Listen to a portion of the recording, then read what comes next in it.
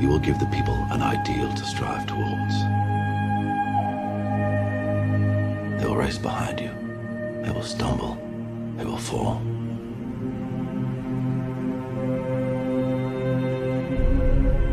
But in time, they will join you in the sun. In time, you will help them accomplish wonders.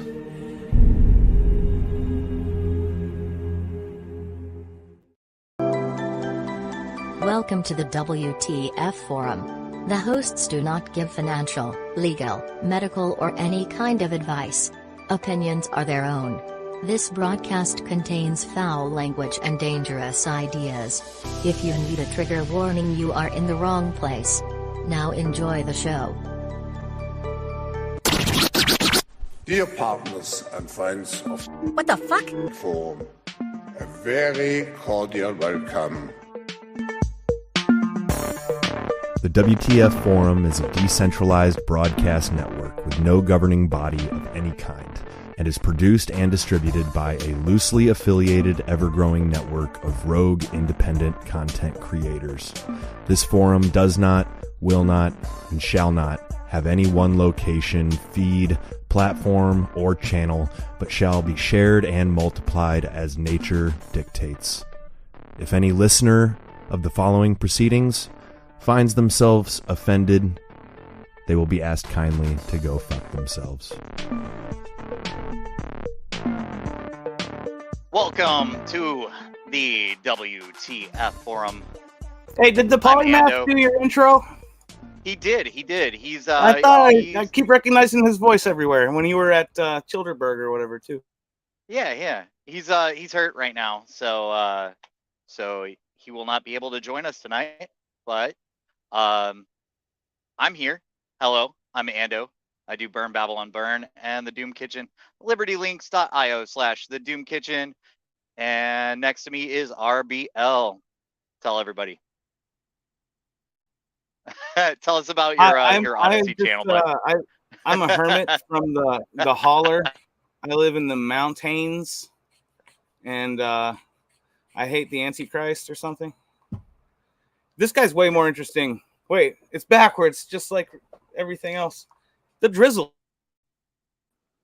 Wait, how am I way more interesting? Okay, you're a man of mystery, international man of mystery. You're Granted. a good 8 inches taller than I am. Bam, we're done. I think I just proved it. All right, I'll go with it. We can always fact check it later. But yeah, hi everybody. I am TheDrizl. You, of course, are receiving this transmission, and I'm really not quite sure what we're doing because this is my first time. So I'm hoping that you guys will be gentle with me and treat me like a delicate flower. I will. So Ando has a nice, cool show. He has some friends on to talk about things. They play news clips, and then they discuss it afterwards. And then I come on and I say something that gets it stricken from YouTube. But it was totally true, whatever it was. Yeah, that sounds like a winning formula. It is. So usually there's about 6 of us. We have a couple more people joining us. It's never a real number. There is not a whole lot of rules. Anybody can do this. So this is designed in a way that a bunch of people we don't even know could pick up the mantle of the WTF Forum and make it happen. And that was just the decentral idea of it. Cool. Well, let's do it then. Yeah, let's do it. Okay, Uncle Ted, R.I.P. What was he ever wrong about? I don't think anything. Honestly, I think if somebody received a package from Uncle Ted, they probably deserved it. Yeah, I mean, if you're going through the justification of Ted's lens, then yeah, you can justify all of the mayhem that he caused, as the mainstream media likes to say. I do think he was wrong about one thing, maybe. I'll couch it that way so that nobody can really hold my feet to the fire on it. And that one thing being the isolation from the rest of the world. And I'm probably the worst person to be arguing this point right now, but I'm going to go ahead and do it anyway because that's just how I roll. There is something to the notion that the time that you spend away from other human beings, especially if it's an extended amount of time, a long period of time, there is an element of humanity that starts to dissipate, shall we say. Sure, yeah, that's feral children. Right. So if there was anything, I think that may be the one thing. Yeah, what should have been done is building a community. But the thing that I made the point of about Ted in one of these episodes, maybe about a month ago, was that he had no peers. He was always advanced in school, and so he didn't have anybody his own age at his own level to talk to. And really there might not have been anyone, because he was just that smart. Now I want to send you the Ted Kaczynski music video, but it's really loud, so if you play it, you have to turn it down to like 20%. Okay. I gotta pick it up out of the Discord, right? Once I find it. Okay. All right. I gave you access though. I mean, if you check your old Hotmail address, you could be able to play anything you like. I'm curious to know, when did you guys find out yesterday? Because I think I found out somewhere around 11 o'clock in the morning, my time, which would have been 1 o'clock on the East Coast. Interesting that you should ask. I literally found out watching your show on Odyssey. Wow. I think it was a little later for me, but I was driving, and let's see. No, I had just gotten off a bus. It was, because I've been, I probably found out a little after you, like maybe an hour or two after you, but it wasn't confirmed at that point. And then a little bit later, it was confirmed, because it was just one guy that did the sad face, R.A.P. Uncle Ted, and I was thinking, oh, well, we heard this back in December, So. I don't know. The thing that kind of sticks in my brain about it, and again, I don't know why exactly, because I wouldn't say I ever had any great love for the man. I mean, there are things about his life that I find educational for my own, right? Like I don't put anybody up on a pedestal in terms of like, this is the person I want to be, right? This is the human being that I want to emulate. I think I've finally learned that lesson in my life. But you're bitterly disappointed every time once exactly. you get to the height where you can see them. Right. Well, that's why they say never meet your heroes, because once you find out that they're human, like the illusion is gone, right? That archetype that you built up in your mind up until that point just is like torn to shreds in that single moment. And some people psychologically just can't handle that. They go nuts. But for whatever reason, getting that news at that particular point in the day, which is like heading, for me, it's that hour of the day is usually like mealtime, right? So I'm looking at news. I'm entertaining myself while I eat so that I can get through that to get to the next thing that I want to do, right? And then I spend the next several hours working on whatever it is I had planned. But that's not what happened yesterday, because the news, for whatever reason, was such a shock at the time that it came, that it was just like, oh, well, I have to now stop and think about this for a minute. So I don't know if anybody else had that kind of reaction to it or not, but it sticks out for me because it's been a long time since a news item has had that kind of effect on me. And it's at this point, I'm kind of starting to wonder why. It's an interesting figure because when I was basically a child when he did his thing, I was a teen, had no idea, we were making fun of him and playing with hoodies and sunglasses and shit. And then you kind of like learn more about his motivations and his predictions. You kind of almost sympathize with the dude and say like, oh, this is like, okay, this is Kyle Reese or John Connor. Like, this is like some dude, So it's sad when anybody dies, but this guy, I don't know. I don't know enough about it really. I don't know how many people he may have killed or whatever. So, but yeah. Welcome to the feed. I identify with the dude. Hi, Rachel. I saw you on the episode you were on. Hi. Are you talking about Michael Jackson killed somebody, or am I jumping in the wrong? We're talking about Uncle Ted, and I'm sure you have plenty to say on this. And it relates because there is a theme tonight, and it's MK Ultra. So and as a lot of us know, Uncle Ted was a victim of MK Ultra. So that I think is an important thing to note as well in this whole thing. Were the people that he targeted, were they targets that were programmed at him, or was he really trying to halt industrial society? Like if he had gotten to do what he was doing, would he have stopped this AI revolution that we're about to? Well, we're in the beginning of. Yeah, two things. Yeah, two things to that is one, it's like ironic and weird to see anon accounts be like,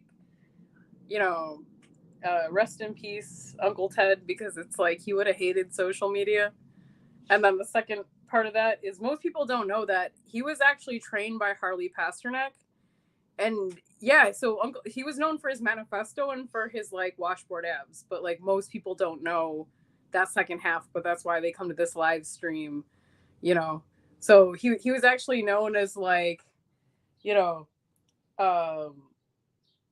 Uncle Weightlifting Daddy. So I mean it's like, there's some things that we're gonna find out, but I don't want to skip ahead here, sorry. So what you're saying is like he was the OG Chad. Yeah, I'm just saying, like, I mean, instead of writing a workout manifesto, he chose to like warn us about the future. So I got to give him props to that. Yeah. Funny enough, I saw a tweet yesterday. I can't say if it was real or not, but it said that back in 1966, that Uncle Ted had a brief moment where he had gender dysphoria and was considering things, but changed his mind. I don't think it's true. It doesn't seem true.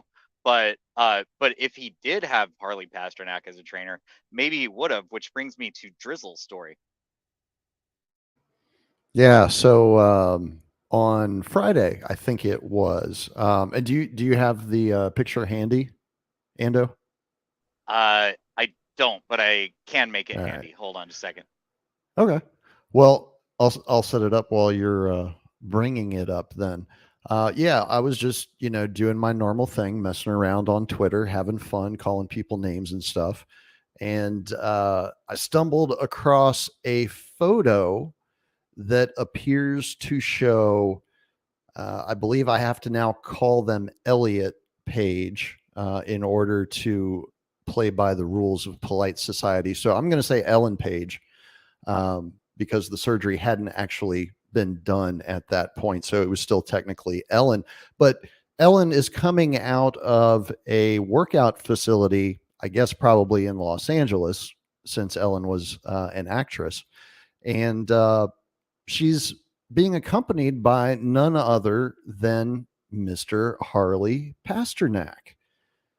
And I was like, wow, that's really, really interesting, considering that it was also this week that I heard about the emotional outbursts that Mr. or Mrs. Page, however you want to refer to this person, was prone to prior to receiving their gender affirming healthcare treatment.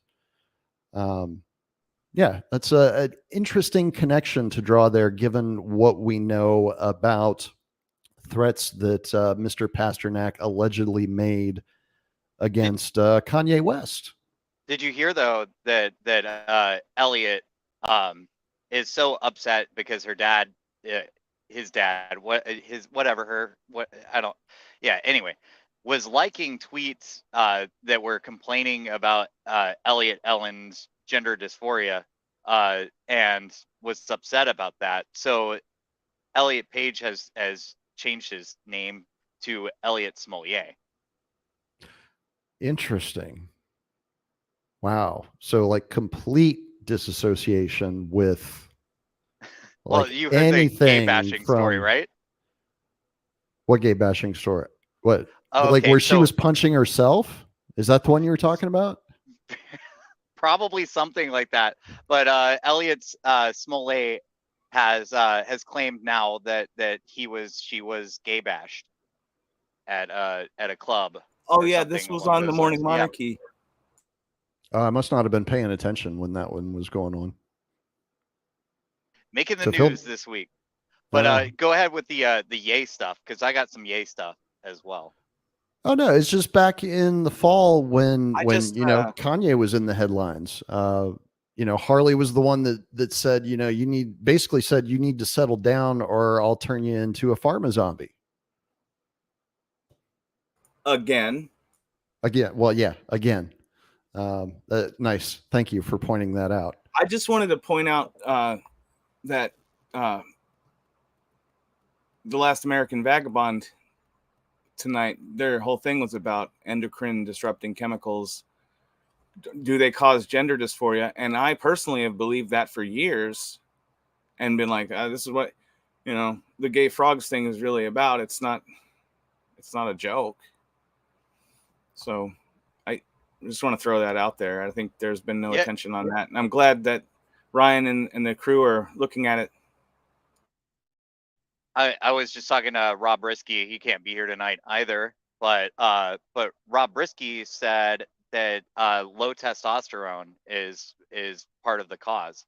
And if they're disrupting endocrine system, then, gonads is part of it.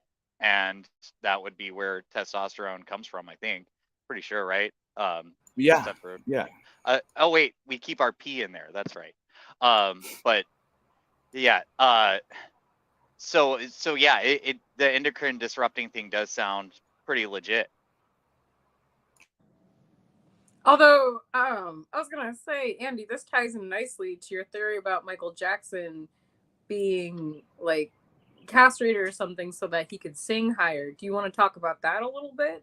Because there's some weird thematic overlaps with this. Yeah, there's so many thematic overlaps here. Because Harley Pasternak was also part of Canada's MK Ultra program, and then and that's why Rachel was making the joke about Ted Kaczynski being a part of his personal training / MK Ultra training. He was not. Harley Pasternak was probably a baby in the early 60s. So that's my guess. Ted was already doing badass math and writing awesome stuff and making his own glue and doing super cool things. Anyway, so the Yay thing, the Harley thing, maybe I should play that Tila clip. So y'all heard of Tila? Oh wait, before that, let's talk about the Michael Jackson castrati thing.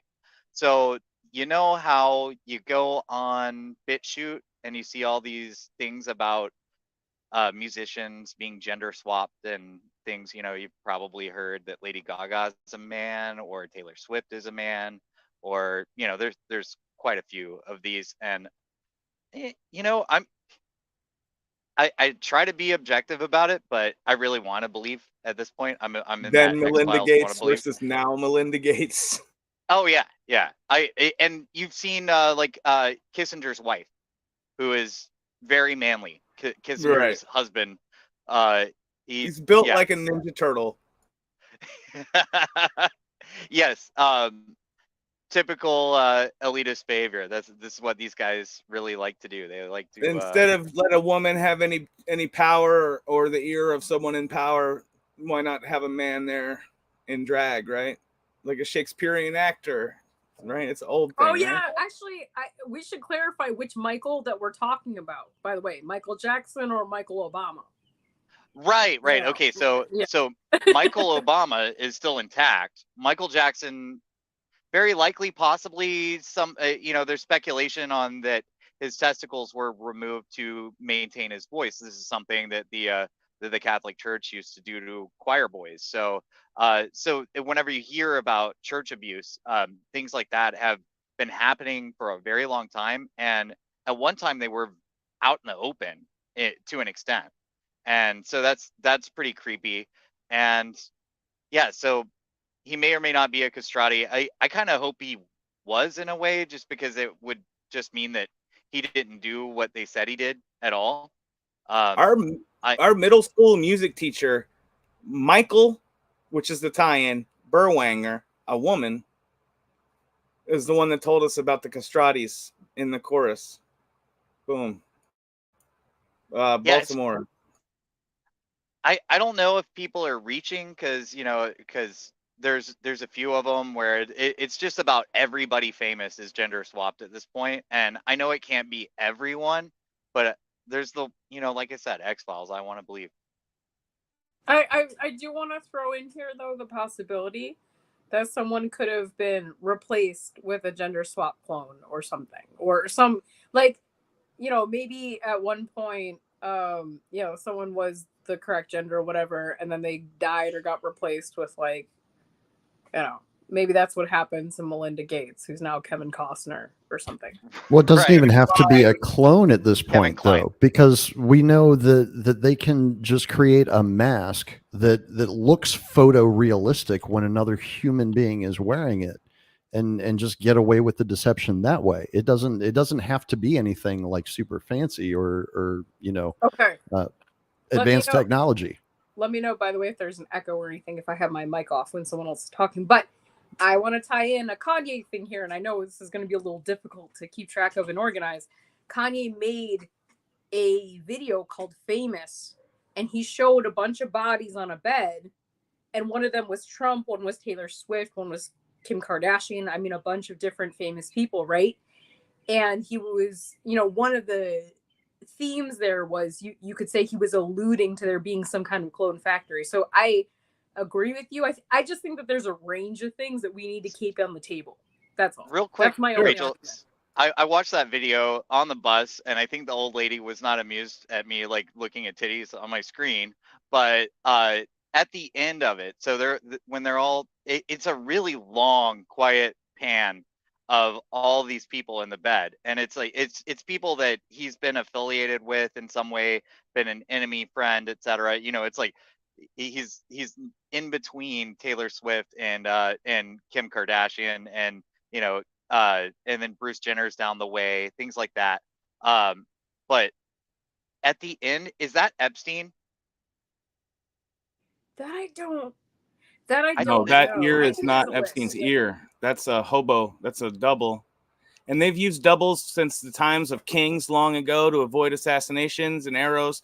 And MF Doom used doubles to play his shows to rake the money in because he didn't feel like it, or he wanted to get more money. Like, he had like multiple people with the mask go and pretend to be him. You can't do it. You can do it. It's easy. Yeah, I mean, we know there's at least two Joe Bidens. Why can't there be two Michaels? Whether we're talking about Jackson or Obama. The man's been surgically altered hardcore. But anybody that's a key like piece, like a person that's so influential or important, I'm sure they have an insurance, Yeah, so I've they been can seeing maintain their power structure, even a if lot that of person gets whacked. photos of actors with their stunt doubles, and like there's a picture that somebody posted the other day of Tom Cruise with like 4 other Tom Cruises. I think it might be the Maverick X account on Twitter. I've ask Maverick X to talk to me, but he's too busy, or Miss Maverick X. But you know, yeah, the family there that has brought a lot of cool stuff to my attention. I was also checking out this guy that my mom told me about, who does this whole clone thing. It's Donald Marshall, I believe. He talks about all this clone stuff, and I listened to a podcast about it. It seems there's some really reachy stuff in there, and like the people live the life of the clone when they're dreaming and stuff like that, and that doesn't make sense to me. It makes what I think the reason why Joe Biden goes after and sniffs little kids is because he was cloned several years ago when they got rid of the original Joe Biden, because the Joe Biden that was our vice president, he does not look like him at all. He doesn't look like Senator Joe Biden or Vice President Joe Biden. He looks like Bob Barker more than anybody.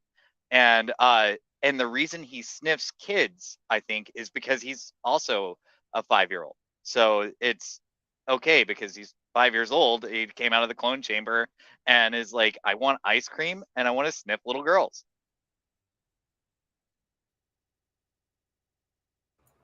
Everybody's We're letting that one sink in, but I wish we kind of had a dry erase board here so we could draw, because you would have like one hub is Harley Pasternak, right? And then one hub is, this Michael Jackson. And then because you have such a range, right? Because you've got connected to Michael Jackson is Kanye, who you had told me earlier, Michael Jackson had actually encouraged Kanye to sing and become famous, like get into his career, right? And then you've got Aaron Carter, who is Nick Carter's little brother, who, we got certain clips and everything associated. I don't want to jump ahead. Whose mother was encouraging him to say that Michael Jackson sexually assaulted him. He would spend time as a little boy on Michael Jackson's Neverland Ranch, and he said nothing ever happened. And then within the past few years or so, I mean, Aaron Carter came after Kanye West and said, I'm going to set you straight on your whole Jew question and this, even though there's been videos of Aaron Carter ranting about, the executives at Sony screwing him over, and kind of similar rants in a sense, not as direct, I think, as Michael Jackson's rants, and we can get into that too, kind of calling out certain people in power. But Aaron Carter was talking about, I just sent you a video today, Andy, about, people are coming to kill him, all kinds of abuses that he had in his life, all kinds of exploitation. Oh, absolutely. So here we go. We've seen that shit too many times for it to be some crazy loony one person, one-off thing. We've seen that like 15 times in the past 20 years. More point here. Only recently, so Aaron Carter came after Kanye and had tweeted at him and said, I'm going to set you straight. Like, you and me, bro, we got to get together. I'll set you straight. And then he allegedly died. This is Aaron Carter allegedly died. And then a couple months later, he's got this posthumous book, this book coming out, right? And in the book, he accuses Michael Jackson of like walking around him uncomfortably, wearing tighty whities, being by his bed while he's trying to sleep, all these things. And that's after Aaron Carter died and can't like set the record straight and can't defend himself and can't say, no, this didn't happen or didn't happen or whatever. I mean, it's just so crazy. So that I feel like we're losing some thunder for the reason that a lot of these are lead into clips. So I'm going to highly recommend that everybody check out iHypocrite LP original. iHypocrite, he does interviews, he does little deep dives every now and then, but he mainly does a show called You Can't Stop Progress, and it is the biggest black pill you can take. I used to watch it every single week, and I can't anymore. It's just like, it's too much of a black pill for me, because it's just it's basically everything Ted warned I love us your about. show, but I want to have an immune system. Right. Everything Ted warned us about coming to fruition right in front of our faces. And I had to take a break from it because it was really increasing the size of my doomer cloud. But here, I'm going to start that, and then I kind of got I kind of got a little montage way of clips. So everybody mute your microphones. Here we go. It likely started around 1993 when he had a multi-million-dollar lawsuit brought against him for sexually molesting a minor. This lawsuit was brought by a man named Evan Chandler, a dentist and aspiring screenwriter who had just had his first script turned into a movie, Robin Hood Men in Tights, a movie which coincidentally featured Dave Chappelle's first appearance on the big screen. There is no such thing as a coincidence. Evan had divorced his wife, June, in 1985 after having a son together named Jordan. Evan's ex-wife, who was a huge Michael Jackson fan, had since married a man named David Schwartz. The strange details surrounding the Chandler family's introduction to Jackson in 1992 is chronicled in a now-defunct blog called Turning the Tables on the ChandlerAllegations.com. It is extremely complicated and convoluted, so please understand that we are barely scratching the surface here. In a phone conversation recorded in the summer of 1993, Evan reveals his plan to David Schwartz, saying, "This man is going to be humiliated beyond belief, and he will not believe what's going to happen to him beyond his worst nightmares. He will not sell one more record." This man is going to be humiliated beyond belief. He will not believe it. He will not believe what's going to happen to him. Beyond his worst nightmares. Sell one more record. This attorney I found, I interviewed several, and I picked the nastiest son of a bitch I could find. Once I make that phone call, this guy is just going to destroy everybody in sight. Any devious, nasty, cruel way that he can do it. And I've given him full authority to do that. It'll be a massacre if I don't get what I want. If I go through with this, I win big time. I will get everything I want, and they will be destroyed forever. They will be destroyed. June is going to lose Jordy. She will have no right to ever see him again. Yeah. That's a fact, Dave. That's what's going to happen. Michael's career will be over. Does that help Jordy? Michael's career will be over. And does that help Jordy? That's irrelevant to me.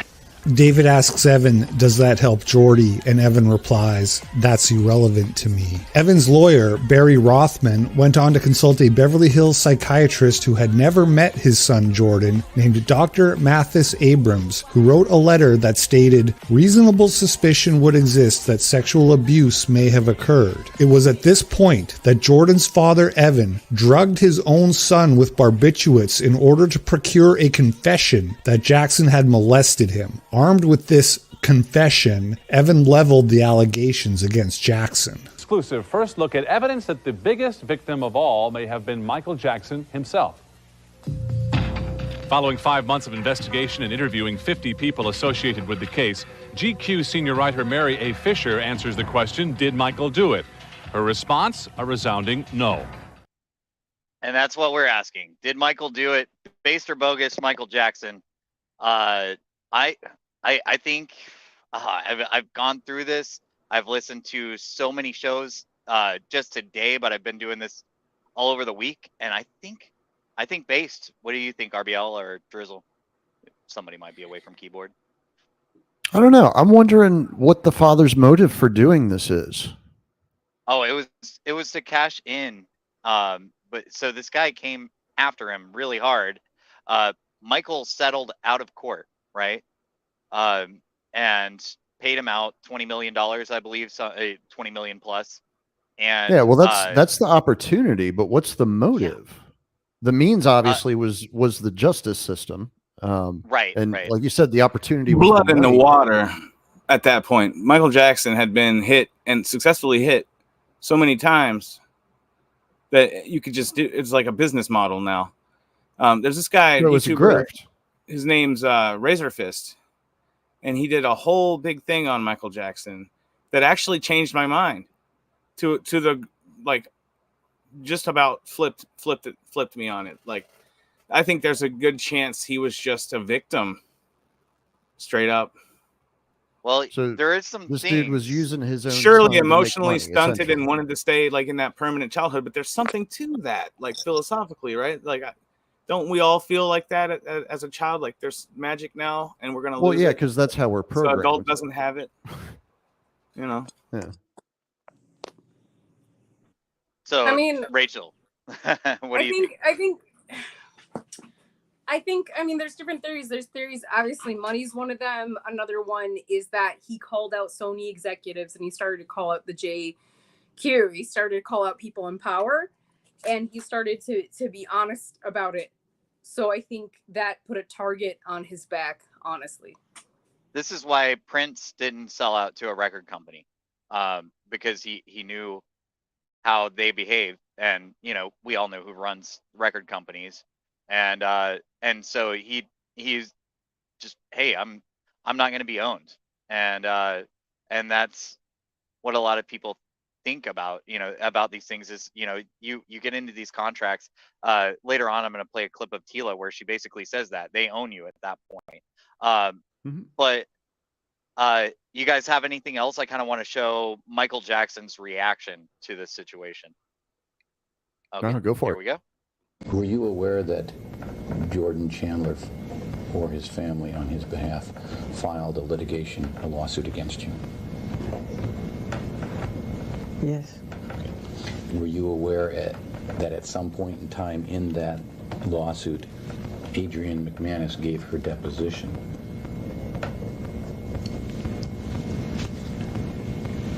I'm not positive.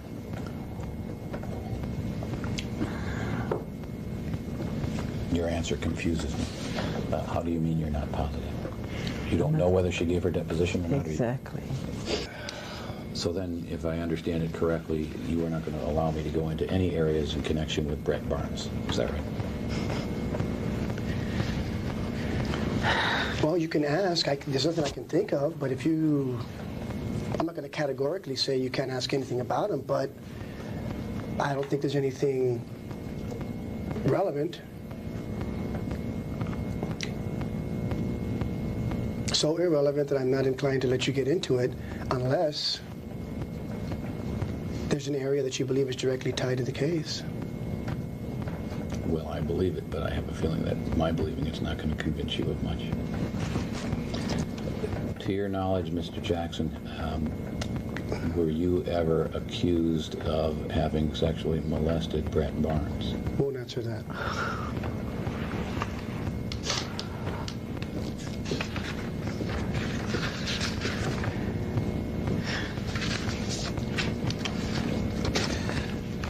Do you know a person by the name of Macaulay Culkin? Yes. No. Get your answer. So you're going to let him answer questions about Macaulay Culkin? Let him answer that one. To your knowledge, were you ever accused of having sexually molested Macaulay? That's an instruction not to answer on that one. Okay. So he's weird, you know, like he's definitely eccentric, and his reactions are pretty strange. Also, Actually, you know, they're not. They read to me as performance. Really? Well, they read to me as something. frustration. Yeah, that too. Yeah, like that broke through at some point. Now, it looked real at some point, but at first it looked like fake to me. But yeah, I get you. There's something else I see. So he had disfiguring facial surgery, right? And how, you know, I was listening to Tinfoil Hat in preparation for this. And Also, there's he's this learning whole, how to operate his face. That's like all numb and scar right. tissue. There's this whole theory You're that fucking genius, MJ just faked his death and disappeared. Now, here's another theory, because that face could have been prosthetics. It looks like prosthetics, and it kind of looks primitive to us now, you know, because we're looking at this with 2023 eyes as far as things go. But back in the 90s, whenever you saw something like that, you just think, oh, well, Michael had some bad surgery.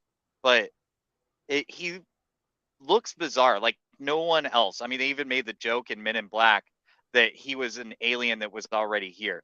By the way, welcome to the show, Phytophiliac. Hello. Tell everybody how to find you and everything, and you're jumping into a conversation about Michael Jackson. Oh boy, this is a really deep rabbit hole, isn't it? You can find my music on SoundCloud. I do music mostly, and I've been collaborating with Dr. Kingsley Dennis and Kingsley's his first name, and Dead Fella, and we've been making music together. Got a new album coming out soon, and I'm on all the major streaming platforms. So 10 more days, right? I think so. Yeah, pretty soon. I'm excited. We're excited. All right. So welcome in. What do you think? Coming in dry. I was in the middle of cooking supper. Do you think that Michael Jackson is based or bogus? Basically, did he do it? Because you're bogus if you're a child molester. That's automatic. You go in the wood chipper. But do you think he did it? You asking me? Yeah. Oh, I'm not entirely sure. I'm actually still on the fence about that. I don't think I have enough information to say one way or the other, although it does look bad for him. I do know that the media has a way of spinning facts to fit their narrative. So if they wanted to make him a bad guy, they have plenty of circumstantial evidence to do that. And we also know that anything that is breathlessly reported on mainstream news is pretty much mostly false and is a made-up story. So that's brain surgery. And so I think maybe there's something to it. I'm not exactly sure what, but I think maybe he was trying to recapture his childhood, as an adult, and he really did want to just try to live the life that he didn't get to live and experience childhood with children. And part of me wants to say that it was completely innocent, but I don't know what goes on behind closed doors. And stranger things have happened.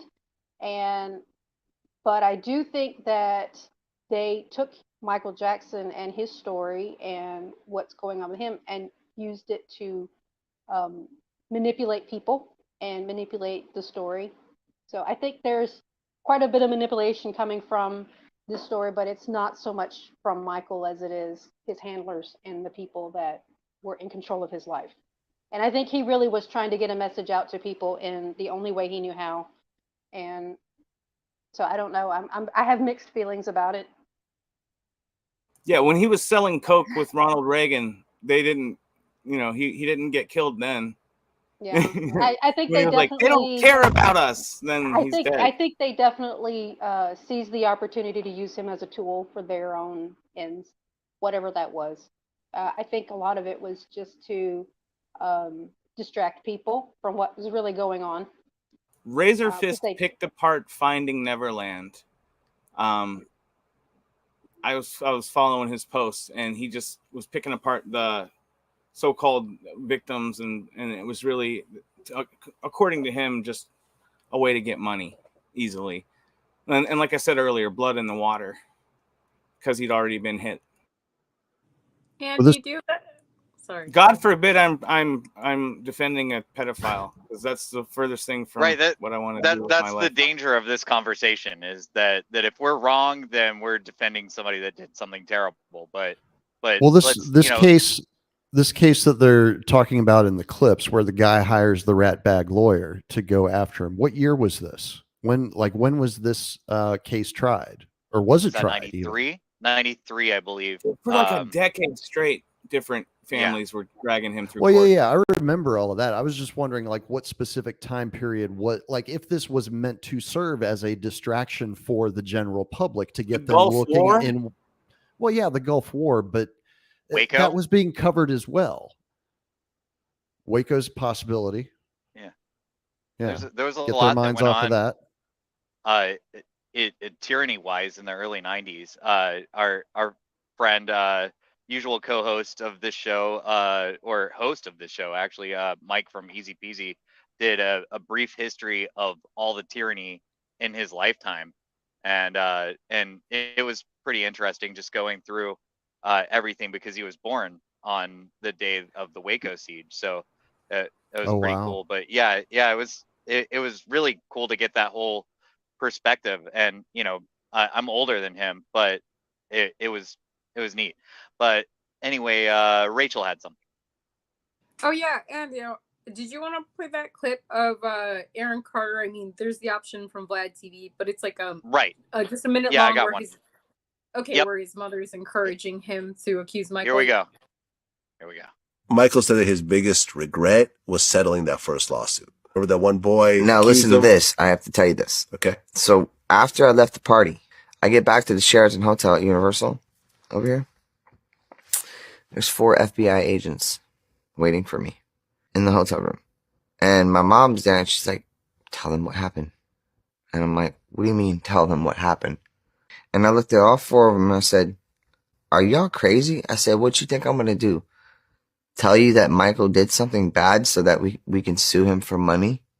And I looked over at my mom and I was like, are you serious, Mom? I was like, what is going on here? Why are you letting this happen? She goes, oh, well, I think something happened. You know, I think something. I'm like, really? That man did nothing but be hospitable, kind, loving, giving. What the fuck is this? And I looked at my mom. I go, are you really trying to go at Michael and use me? Yeah, there you go. Michael was a shrewd businessman. He was raised in the music industry. He was, born and bred to it. He owned. But was he handling his own business? He owned a huge catalog. He was in the way. He had Beatles masters. Yeah, he was That's in right. people's way. For sure. Like, there's always an ulterior motive. Oh yeah, imagine what they would have had to pay him in order to be able to use those Beatles masters for streaming, especially for a service like Tidal. Like, you wouldn't have been able to start that business. There's no way you would get that kind of capital to have access to that IP. And all the Pretty legal interesting. troubles and stuff, they kind of hounded him down, wore him down so they could get his stuff for pennies on the dollar, I think. I would think also that he would have had a lot of Elvis Presley's masters, considering that he married into the Presley family. And speaking of another Presley, Jamie, no, she didn't come up in this. Never mind. But as far as Michael goes, here's another person that says that he's innocent. And this was right whenever it happened. And I don't know, y'all might know if he's come back and said something else, because Corey Feldman did that. Corey Feldman said that he did and he didn't. They went back and forth, but here is Macaulay right after the first allegation, I believe. We have to cover it, so let's ask about it. What's the relationship that you had with Michael Jackson? Had or have? I mean, it's Had both. Whatever. Let's go with had. Listen, no, he's a good friend of mine, and he still is. I mean, everything that's going on, I mean, it's unfortunate. It's an unfortunate situation for everyone involved, and How'd you first get to meet him? I first met him. He kind of called me randomly, like out of the blue. He was just kind of like, "Hi, it's Michael." I'm just like, "Hey." And the thing This was after Home Alone? This is after Home Alone. I actually had met him before I was doing Nutcracker at Lincoln Center. I was playing Fritz, and he came backstage one day, and I actually met him very briefly. And he kind of recognized me because it was after I'd done Uncle Buck, and so he kind of mentioned something. And then he calls me up kind of out of the blue, and it's kind of just this weird random thing. And he was like, "Why don't you come over to my house?" And the thing is, I didn't react to him the way most people did. Most people like, Michael Jackson. And, I mean, he was a god to people. And to me, he was, I knew he was a pop singer, but beyond that, I wasn't one of the fans. I think that's one of the reasons why we connected, was the fact that, believe me, I call him a jerk all the time. I call him a fathead and this and that, And your brother knew him too? Yeah, no, we all did. I mean, he was, a family friend. What happened at the house? That's what all these things that people are that's concerned what's so about. weird, What did happen? Nothing happened, I mean, nothing really. I mean, we played video games, we played it at Sleep an in the amusement bed? park. Well, the thing is with that whole thing is that, they go, "Oh, you slept in the same bedroom as him." It's like, I don't think you understand. Michael Jackson's bedroom is 2 stories. And it has like 3 bathrooms and this and that. So when I slept in his bedroom, yeah, but you have to understand the whole scenario. And the thing is with Michael is that he's not very good at explaining himself, and he never really has been, because he's not a very social person. I mean, he's... Yeah, I could play more of that, but I'm not gonna. What do y'all think of that? He was high, by the way. He was high during that interview, in case y'all didn't pick up on that. Andy, I could see it, yeah. 2 things I want to say. What's interesting is Macaulay Culkin has a music band, right? And he's used quite a few like pizza symbols and such for his band, which is really interesting, kind of these references to pedophilia, right? And then another thing here too is, what do Macaulay Culkin and Jussie Smollett have in common? They're both made fun of by Dave Chappelle. If you recall, Dave Chappelle made fun of the whole Macaulay Culkin thing and, being preyed upon. And he also made fun of Jussie Smollett. And Dave Chappelle has a tendency to know what is going on in Hollywood. And even at one point, disappeared for a while. You want to talk about MK Ultra? He had a breakdown. The media accused him of having a breakdown, and he disappeared for a while. And he even but that was his Africa trip. He went to Africa. But he said in an interview, I think it might have been an interview with Oprah, I'm not 100% certain, but he said in an interview, and I kind of forgot this clip exists, he said he knew that he wanted to take a break from Hollywood. He knew that they're going to talk shit about him, and he wanted to get away for a while, and that he planned to escape for a while and didn't tell anybody. And he saw the media come after him because he basically just escaped for a bit and saw the media, accuse him of this, accuse him of that, like say he had to break down all these things. And that's just as punishment, just for literally like getting away for a bit. Interesting, yeah. In order to figure out this mystery, I have to change from Batman to Commissioner Gordon.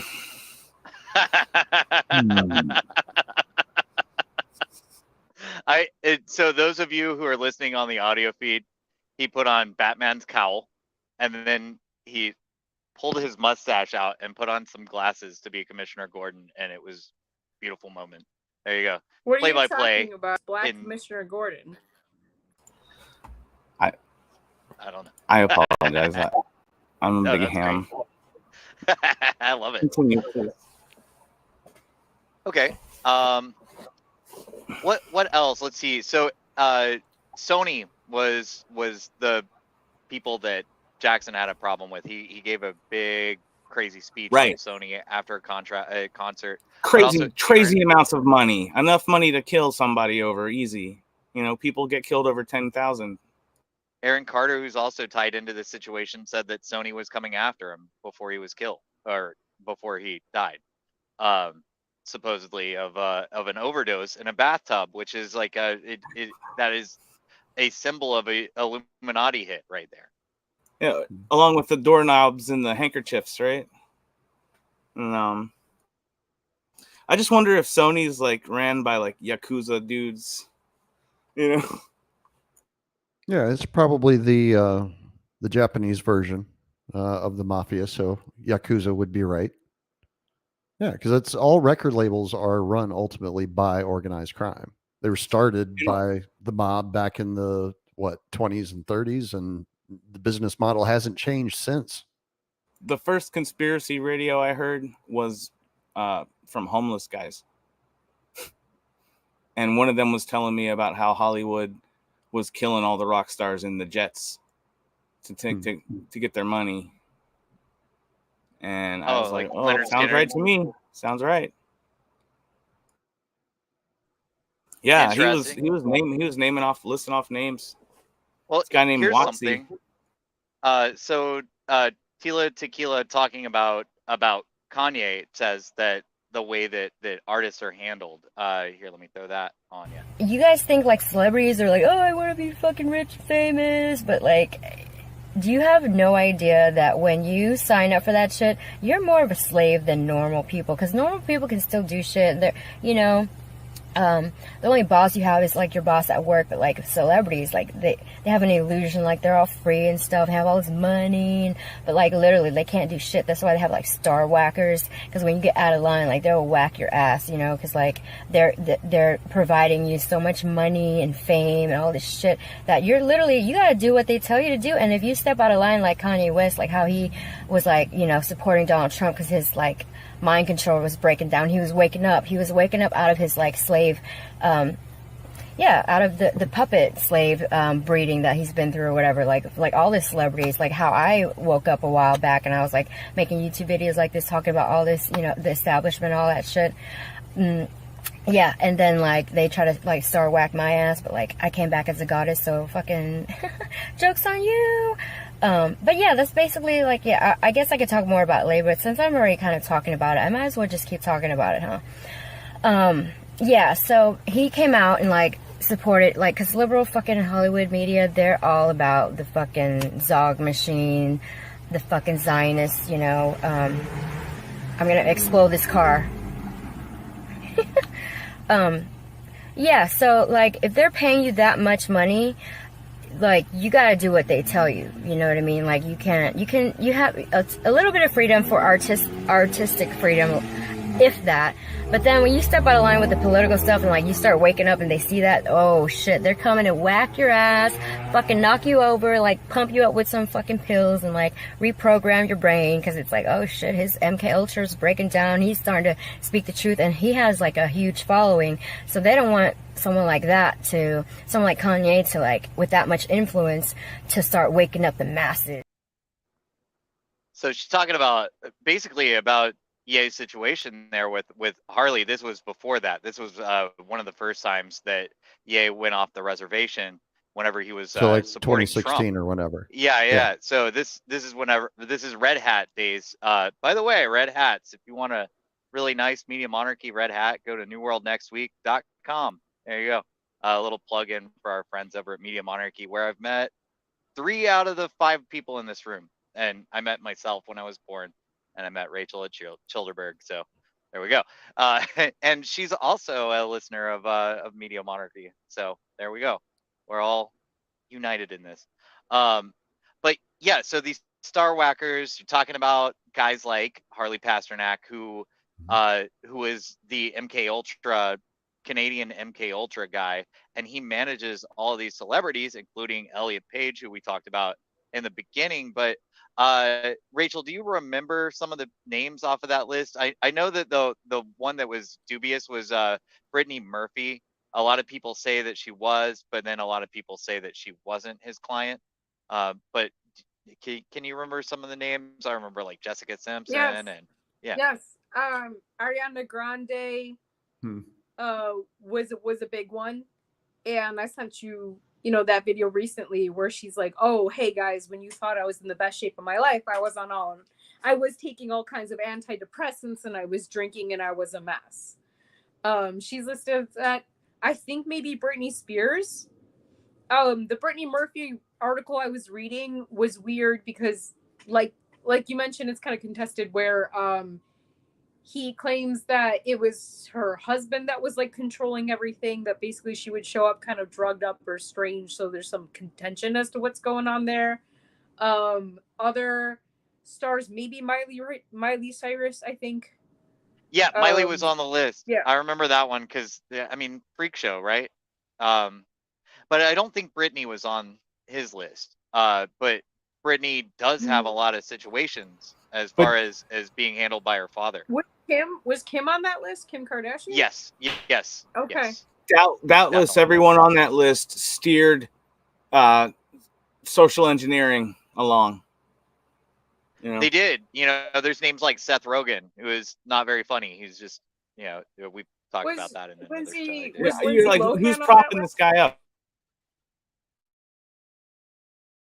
Yeah, but even Nathan Fillion, who I really like, Captain Malcolm and Firefly, but who knows what he's like in his real life? You can watch these shows and and all of these people are victims too. That's another thing is like people give these fake lists from Epstein Island, or some of them are fake at least, and I'm thinking some of these people they're not going there to do it. They're going there to get done. They're the product.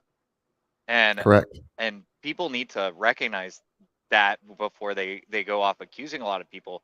But some people that have been exposed, like Cappy exposed a ton of people. And and a lot of these people are in on it. I'm pretty convinced. What's her name? The weird woman that is always involved in this stuff. She wasn't even that famous, but somebody's gonna remember her name. I don't know. Are you talking about Nicole Junkerman? Is it Nope. Rachel something that she was involved with, like Eminem? No. I can dig it up. Yeah. She's got a weird name, I think. But Here, y'all vamp. I'll dig it up. I'll be right back. Well, what you said is feasible because I would give all the money in the world 37 times to violate Bill Gates on an island somewhere.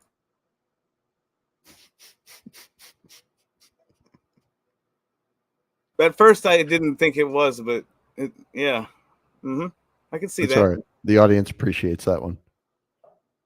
I remembered while I was looking it up, Chrissy Teigen. I think Chrissy Teigen's definitely in on all of this stuff. I think she's even said things like she likes pizza and things like that, right? So. And add Chrissy Teigen to your list of alleged tranny. Oh yeah, know. yeah. Yes, I can definitely see that one. Yeah. Really? Yeah, I didn't even think about that one. But I will say this: Bill Gates is overdue for another pie in the face. I'll say that, and leave it there. Yeah, I just want some broken glass and battery acid in that pie. No, just another pie in the face, and make sure to get it all over his clothes. Make a big mess. Just dump the whole pie on the top of his head. How about All that? hypothetical. Yeah. No threats are being made. Just so we're clear. Just pie. There's nothing harmful about pie. Find his base in Minecraft and trebuchet it to the foundations. Trebuchet. I don't know. I thought everybody loved pie. I guess love maybe pie. not Dr. Bill. Pie is No. The only thing we would do is we would award Bill Gates a free flight to India. There you go. Or the Philippines. Yeah. Either one of those works. I saw somewhere, maybe on Twitter, somebody shared a thing that Bill Gates had been hanged in India during one of his visits because of the nasal live virus polio vaccine caused like, what is it, 500,000 crippling disfigurements or Don't deaths. give me another strike, RBL. I'm I'm doing sorry. a good enough job on it. But in yeah, Minecraft, on that server where all the kids were playing, they replaced Bill India. Gates with a reptilian clone, and it was just the same. That's as what the first one. it was. Yeah. That he was. Yeah.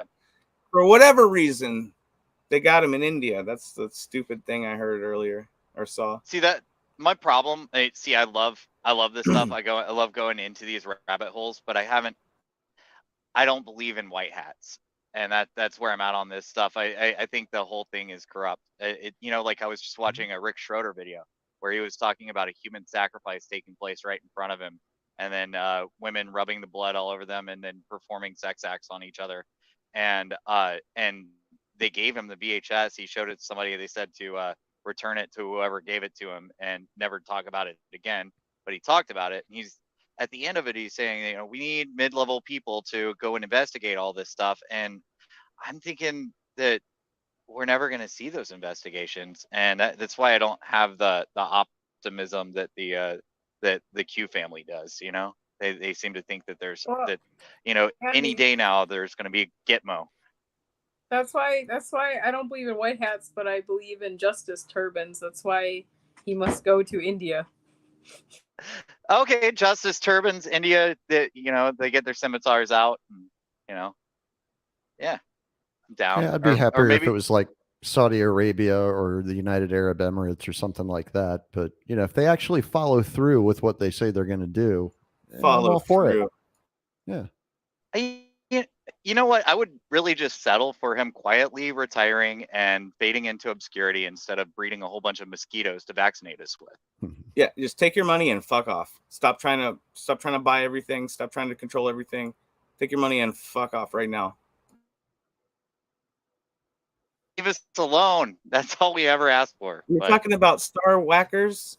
Rachel Yes. was Randy Quaid. I was so amused by his weird. He did the YouTube videos through the whatever those electric balls are called. Yeah, he was like, they're gonna kill me. There's been so much of that, and it's like, yeah, you have to stay on script. Randy Quaid. Stay on script. Mm-hmm. Randy Quaid did that. Yep. Is it Randy Quaid or Dennis Quaid? No, Dennis Quaid's a serious actor, and Randy is the one from Independence Day. Yes, it was Randy from Independence and the drunk Day. in Independence Day. Yeah, and he has not worked in the industry since. Right. And a Christmas I thought about him. Story too, or Yeah, he's been in the Vacation The National movies. Lampoon's Christmas Vacation. Yeah. That one was great. That's really where I decided I appreciate him. People are gonna buy T-shirts with him with the shitters full for 200 more years. Yeah, but he's been cut out. Yeah, and that's what they'll do to you. I mean, that's getting off easy, really. You know, fading into obscurity from Hollywood. I mean, Tila Tequila is not on TV anymore, but she does say things about what happened, and that's I think that's interesting. But so we started this off really with talking about Harley Pasternak, and I have an interview with him where he talks about the drugs, and I thought it was really interesting, and I think all of y'all will find this one pretty. I think I've seen this lucky one. enough to have. Here we go. Lucky enough to have him as my graduate advisor, and the area that I was interested in was how drugs and food affect muscular performance. And when you say drugs, are that like performance-enhancing drugs, or are they all kinds of drugs? Oh, right. Okay. So working for the military, I wasn't governed by the same laws that the typical person was, so I could look at the impact of certain drugs that are not everyday things. So we looked at a drug called modafinil, which was for narcoleptics. So if you give a soldier this drug, how long could they stay awake for without having any health detriment? Is that used now as one of these brain drugs? I've heard the name before somewhere. Yeah, so it's very interesting. Modafinil, it will keep you awake, but it's not a stimulant. Really? So if a special forces person has to stay awake for 3 nights waiting for the right opportunity to do whatever they have to do, we could give them modafinil and it would keep them alert. I did research on a drug called acetazolamide, which is for use at high altitude so you don't get altitude sickness. Then let's have a conversation. But you ain't gonna send Harley Pasternak, Puff Daddy, Meek Mills, Kim Kardashian, none of the usual suspects and get me to stop talking. You're going to have to take my life. I don't care if you Black Mirror me. I don't care if you do some of the alternative, what the thing was, show me talking, saying somebody didn't say. I don't care if you have me fucking a goat on camera. I don't care what you do. You're going to have, And by the way, and if you take my life, there's gonna be some college kid, some young Ye, some young Pac, that's gonna even go harder. Y'all thought George Floyd was gonna send it up. If you took my life right now, you're gonna see something you never saw. So we might as well have a conversation. Hockey player, and I spent 10 years in university. I did degrees in nutrition. Yeah, the audio on that one's bad, but yeah, it was a little montage I snagged from Twitter or TikTok or something. But yeah, so that's my president, Ye, right there. Ye 2024, y'all, by the way. He's the only person out there naming names. Speaking of, in this whole thing that's, all this stuff is all swirling around, and you see RFK on his little apology tour just for liking a tweet from Roger Waters, and then this guy, Rabbi Shmuley, is straight up his butt and giving the middle finger while he's making RFK apologize and say that he will, bend over backwards for Israel and take it without any lubricant. And so he's off doing these public appearances, giving RFK the finger in the thing and probably snickering about it later. But yeah, Shmuley was involved with Michael Jackson. They were friends for a little bit, and then after all the allegations came out, he just trashed Michael as much as he possibly could. So it could be a part of the whole character assassination hit. Or he could have actually been telling the truth for once in his life. And I think that Botaic.com, his brother's website, I've heard that that you don't get your stuff all the time. So, but that's just what I heard. So don't sue me. I know you guys like to do that. Anyone? It's just interesting that the name sounded familiar. Yeah, it's just interesting that it could be tied back to Michael Jackson, because again, when it comes to an organized control structure, one of the ways that you can recognize it is by the repetition of of behavior patterns, of people, of places, of specific dates, like all these sorts of things. Once they start presenting themselves over and over again, it's like, oh, okay, this is actually part of a system. The unoriginality isn't a bug, it's a feature. Correct. They're all just agents of a thing that's behind the scenes. And there's also a calculation, I believe, how much money do they make you dead or alive? And then you make that determination cold-bloodedly and handle it. And it's the code language too. That's how they send their messages to each other. It's through these events and these dates and these methods and these, code words and actions, behaviors, to let somebody know that this person's been bought, or this person's been, this person is being handled. This person is under our control. This one is one you can trust. This one is one you can't trust because they're not towing the line. The technical term is plays ball. Yeah. So, yeah, no, these are stories that have repeated in my life. Like, because I've been paying attention to the entertainment industry since I was like 5 years old, because I wanted to be in it. Like, that's what I wanted to do with my life. That's been a constant theme.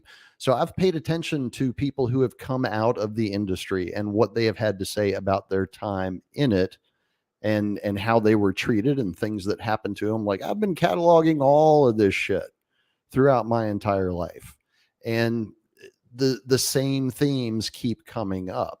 The whole thing of being a slave to the industry more so than the average person outside of that life, having to make sacrifices in order to attain your notoriety or your fame or whatever it is. And literally in some cases it's like physical sacrifices, right?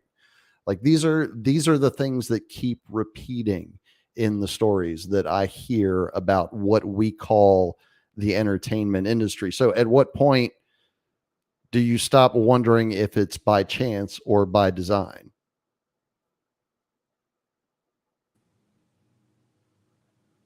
Yeah, I just want to pipe in and say, quite honestly, I personally believe, I mean, we can debate this, but I believe that sometimes even bandmates are sacrificed. I think that some of these overdoses or car accidents or tragedies, like, I think are really Taylor just Hawkins is a one perfect of example. the band members.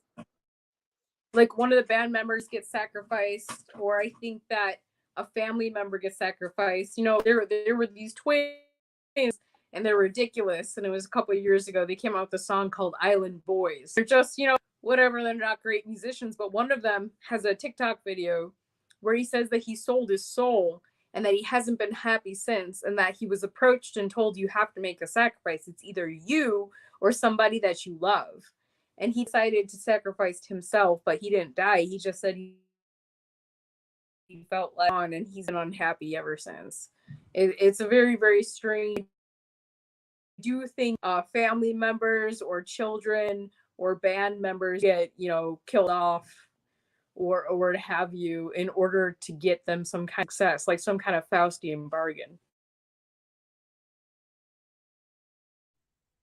So it kind of makes me think of like what happened with Metallica, like when Dave Mustaine left.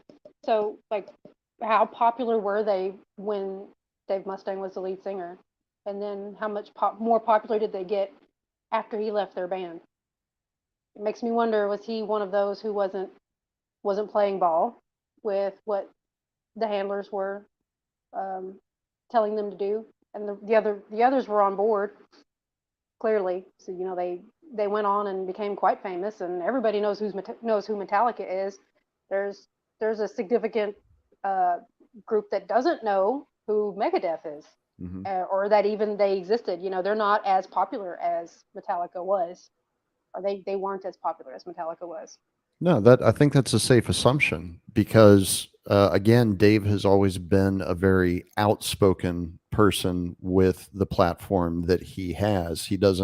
He's never struck me as the type of person that's going to compromise what they have to say for anything, really. And the excuse they gave was that he was a raging alcoholic and a douchebag, and that's why they kicked him out. But is that really Why? Well, yeah, but this Why was raging he an alcoholic alcoholic and gonna do? douchebag then went on to become a success without the Exactly. machine. So, I mean, how true? I mean, a raging alcoholic wouldn't be able to sustain that level of success, even not as Right. much as Metallica had, but they were quite successful, you know, Oh, in their day. Mustaine. You're talking about Dave Mustaine, right? Yeah. Yeah. And I hear he's based. Yeah. Yeah. His son did something with a friend of mine in Michigan. I forget what, if it was a music class or something. Sorry. Well, that's cool. I know somebody that knows so, Dave Mustaine's son, bro. Yeah, you're like 2 degrees away. That's pretty rad. Now, do we have anything else on the music industry slash the Hollywood industry and the satanic sexual abuse that goes on between it and everything like that? The MK Ultra programming handlers, hitters, etc. It looks like Rachel's ready. There you go. Yeah, sorry for any delays on my end with my connection, but yeah, I mean the Disney Club, right? Everybody that was in the Disney Club, it was Britney Spears, Christina Aguilera, Justin Timberlake. I mean, so many of these stars got their start when they were young, really young, in the Disney Club. So I just don't, want to forget that. And then we can get into the whole Disney connection with everything, and especially what Disney is doing now, and the social engineering, the programming that they do. So absolutely, and it's interesting. I'm skipping around a little bit, but remember how allegedly Taylor Swift got her start because Kanye interrupted her and interrupted the award ceremony and said, no, Beyonce should get this, not you. And it was a whole thing. And he credited her success to her being more on the map because of him, whether that's true or not. And I think about, her being in his video of that video Famous or something like that. But I think about just like, pretty much, and Taylor Swift does a video. I'm trying to think of the name of the video. Where she's basically doing this MK Ultra kitten programming. Oh, it's the video Look What You Made Me Do. And she's got like a room full of girls that are watching her on the video, and she's standing in this dominatrix uniform and she's just like pointing to the screen, and that's the kitten programming, the sex slave program that's going on. That's an excellent video, by the way, if you ever get a chance to watch it, because it's just so full of like Illuminati references, where in the beginning she dies, she's like buried, and then she's reborn as this famous talented person in this industry. And it's just sort of like they show her as the high priestess of the tarot cards. She's sitting in a throne and she's got snakes around her, and it's just like really like over the top in terms of symbolism. It's just so overt, and the whole concept is look what you made me do. And she's referring to being in this gilded cage. There's images of her in this cage, and they sort of they give her a feast, they give her love, so they give her everything she could ever want but her freedom. And she's sort of a slave to this record label, and she's like a slave to performing. And I just want to say one more thing. I watched the Taylor Swift documentary on Netflix. I think it was like Miss America or something. And there's this really tragic scene where she turns 30. She's just spending it with a friend. They're just eating dinner together. And the friend says to her, do you want a family? And she goes, well, I just can't. Like, the next few years are just, everything is scheduled for me. My next 2 years are planned out for me. And that even reminds you of Steven Crowder and his rant to his wife. I'm not excusing Steven Crowder, but Steven Crowder's like, I have to go to the gym. He says to her, you don't understand how scheduled my life is. And it's like, you realize these people are slaves. Like, they sold everything. They have to upkeep this image, and they're like stuck in this way. I mean, they always have a choice, obviously, per se, but they have to take the consequences. I mean, Aaron Carter has a video where he's saying, hey, they're trying to kill me before he died, right? So I just want to point out like all those connections. Right.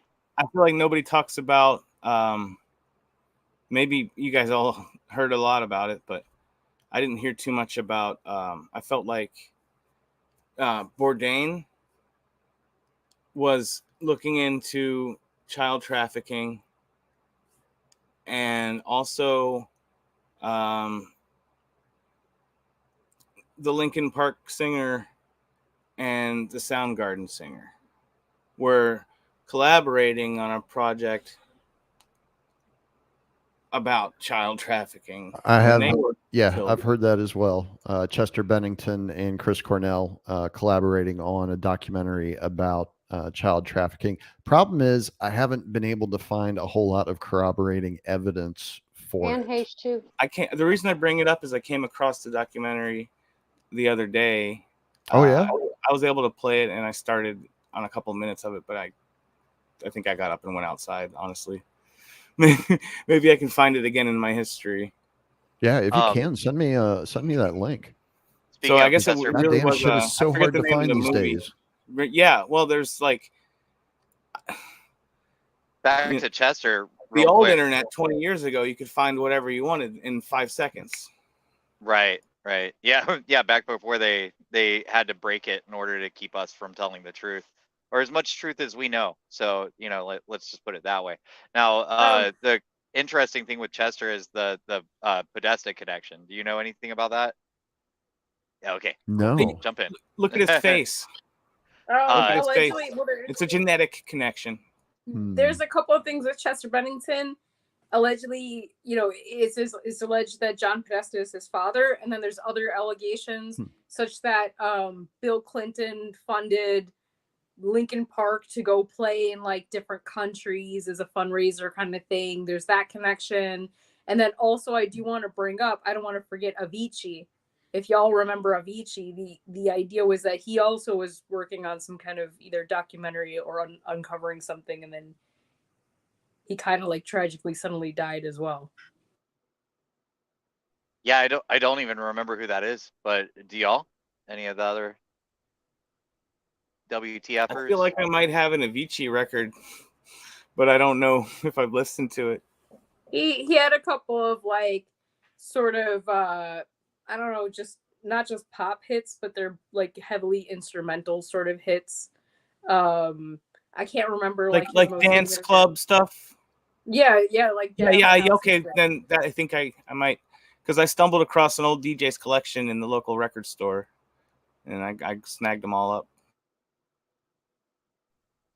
Well, yeah. Oh, and another thing on the Taylor Swift thing, I saw this week. I was watching some TikTok videos that she looks identical to Anton LaVey, the father of the Church of Satan's daughter, and so could be, a clone of her, a daughter of her, or something. It's like a real crazy identical look. It's really, really weird.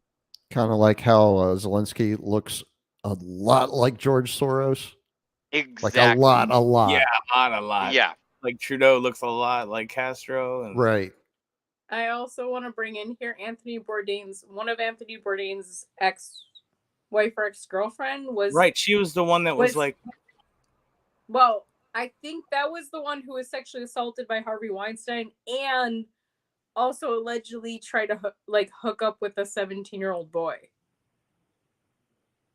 Yeah. So she got dirty in that whole world that she was exposed to through fame, and he was about to try to expose it because he loved her, I think, and she was like his window into some of it, from what I gathered back.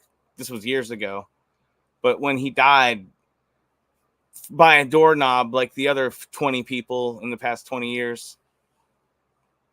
It seemed really sus to me, super sus. Yeah, and why are they always looking into child trafficking when they die? Yes, and then I think that didn't is it Chris allegedly from Linkin Park, or Corey? Is it Corey? Didn't he allegedly kill himself? Yeah, Corey or something. Didn't he kill himself no, Chester. What the hell am I talking about? Chester Bennington kill himself the birthday of Chris Cornell or something like that. There was that something like that. Yeah, it was a significant date, but I can't remember why. Yes, and two aspects to this, and I feel so bad because these things overlap and go crazy. Another person that died a similar way with the whole doorknob and hanging themselves or whatever was Kate Spade. That's a famous purse designer, and I don't quite know where she fits into all this, but it was also like a tragic random sudden death of like a very high in society person that seemed very, very strange to me. Yeah. That just always seems, it just seems weird. I know it's not connected musically, but the thing I do want to connect is I don't 100% understand or study gematria, but Slipknot is a band that I like. I mean, unfortunately, they're a very satanic band. It is what it is. But they have a song called Gematria, the Killing Game. And I think, and it kind of alludes to their understanding that like certain dates of when these people die is very significant. How old they were when they die is very significant. Like all those things matter. Like the elites or whoever you want to call them in charge do crazy things, like, you know, according to that. Kind of The like Tom authorization. Cruise dumping all of his wives when they turn 33. The authorization for 5-year-olds in Minecraft was right around Halloween, which was a significant time of something to do with 5-year-olds 1,000 years ago, I guess, in Minecraft. So yeah, we're dealing with a weird cult, you know, and I from what I've heard, that they consider it the oldest religion, and it's still going on, and you know, uh, I think that it's just everywhere, and it's weird because you start to see it as, you know, as you start to realize that all of this stuff that we're dealing with in the news is not just, it's not just material. It's not capitalism versus communism. That's just garbage. You know, that's just stuff to confuse you and distract you. It's like it really is the forces of evil versus the good. We wrestle not with flesh and blood, but with spiritual wickedness in high places or something like that, right? 100%. Yep. I want to throw in one more thing here, which is Courtney Love. The connection there, because Courtney Love was on Epstein Island. I mean, she's kind of nutty. She's got issues or whatever, and that was, yes. I just wanted to say, Courtney Love, I noted it back in the 90s, was on Howard Stern promoting suicide girls. And it seemed to me very fucked up for this older woman that could have been their mother to be like, take your clothes off, 18-year-old. Let's go on Howard Stern and get some money for me. And, you know, it's like, so I totally feel like she came from there. Well, but she knew about Weinstein Dude, ahead of she time. was years. Brando's granddaughter. Like she was dyed in the business. Like she didn't have a choice. She was that how born into it. She She's was an in Sid and operative Nancy? since she was a Was she teenager. in Sid and Nancy? Is that how she got in the Hollywood connection? Courtney's been an operative since she was a teenager. Oh yeah. Absolutely. Okay. And so she was a honeypot for old dudes? Yes. I want to bring up the obvious here, which is she was, you know, Kurt Cobain's wife, and then there's sketchy details as to his alleged suicide, which is like a whole other topic. So we're just seeing these themes, right? Like these alleged suicides, these music industry connections, these high power people. I mean, we're just seeing this like over and over and over again. Yeah, and we'll continue to see it until literally until something is done about it, until it is dismantled from it, whether it comes from the inside or the outside. We will continue to see these same things over and over again because they're following again thematic motifs. They're following what has been laid out in their religion or however you want to refer to it. They're just going through ritual after ritual after ritual because you know it does whatever it is that it does for them, whether it's an actual effect that can be measured in the world or it's just something in their brain that makes them feel better about the heinous things that they do to other people. Like until it's dismantled, it's going to continue.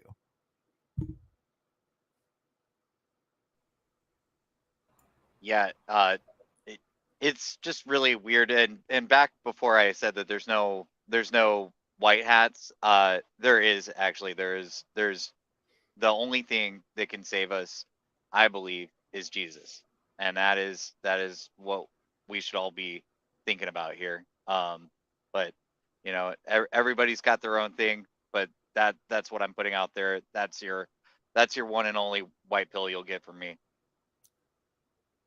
Well, and also, we also need to remember that other human beings are not the enemy. That even if we don't agree with what somebody else is doing or what some star is doing, we have to understand that they're being influenced by some malevolent force, and they're not the enemy.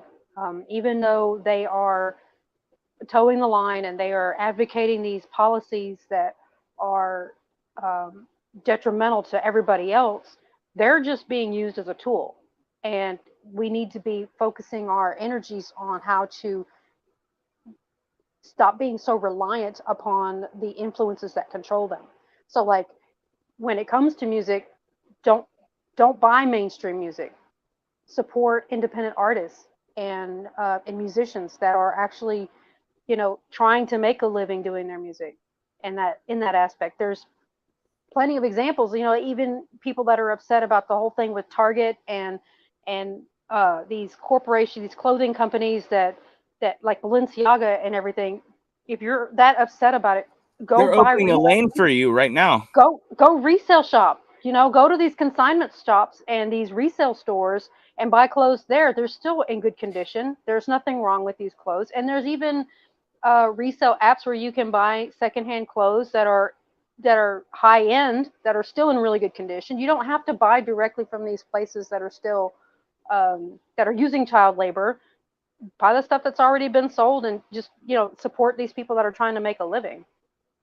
And go to the farmers markets. Don't go to Walmart to buy their irradiated fruit. Go to the farmers market and buy the produce down there. That's supporting these local farmers. There's we need to get back to supporting the local people, instead of buying all of these retail stuff. And it's not gonna solve the problem, but it's gonna go a long way to helping curb it, I think. Well, it helps to return agency to the individual, which is something that is desperately needed at this particular point in time. But it also speaks to the fact, to kind of tie it back to the very beginning of when we started tonight, the notion of MK Ultra and how it is presented to the public, I think a lot of times is what turns people off to the idea that they themselves can be programmed, because that's exactly what's happening when you consume media. You are being programmed by it, whether you realize it or not. But the key is knowing it helps you understand many times how you're being programmed by the media you're consuming.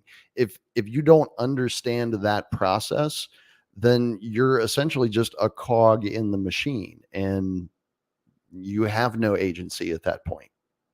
You get the Agent Smith spirit. Correct. And that's your role.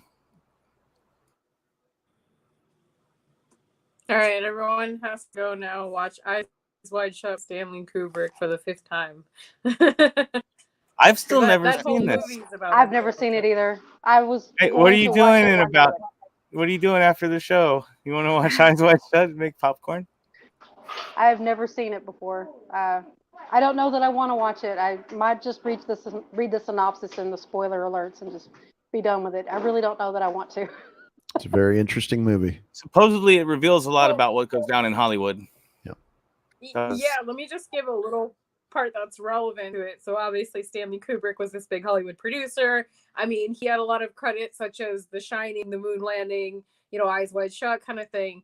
So basically he likes to dwell on a lot of themes and kind of put stuff out there into the public. Is sort of hiding it in plain sight, but kind of warning the public subconsciously. And Eyes Wide Shut is about this doctor who's Tom Cruise. We keep circling back to all these famous people: Nicole Kidman, Tom Cruise, like these New World Order, agents essentially. But Tom Cruise is this doctor whose friend is a musician who finds himself, the musician goes and plays piano at these special like elite parties, right? These exclusive elite parties. And Tom Cruise kind of muscles his way and is like, take me to one of these parties, shows up, wears a robe, is trying to blend in. And he sees like these high society people with these like women, almost these escorts in a way. And there's certain rituals going on. He doesn't quite understand what's happening, but he's like fascinated. It's almost like his bohemian Bohemian Grove or whatever. Like, he's fascinated by it. He's like, I have to figure out what's going on, right? Not because he's a truth seeker, but he's just like wildly curious. So he ends up like going again and discovering that basically you learn in the film that his wife, there's a lot of alluding to his wife having been a former sex kitten in this cult that he's interested in. There's a lot of clues that she is training the daughter that they have to do this, and that there's some strange like allusion to genetics and genetic trauma and epigenetics and these little themes that happen in the film. And at the end of the film, you know, I hate to give things away, but it's kind of questionable, but they're alluding to the notion that they're in a toy store and that their daughter is sort of being given away at the end to two men who sort of walk off with her. And that's sort of how the movie ends, right? So it's this like generational trauma thing. It kind of describes like this sort of like interfamily and intergenerational trauma that happens between these elites and the bargains that they make and the demons they deal with. And it's that's basically their yeah. intuitive, learned over time, basic MK Ultra that royal families figured out in the before times or whatever. That generational shit, like you're gonna get doodled when you're 4, and now you're gonna, we're gonna fragment your mind. Speaking of Stanley Kubrick, I will have to say this: if you've never watched The Shining, I recommend that you go watch it. It is. I watched it when I was younger, so it's not like super scary.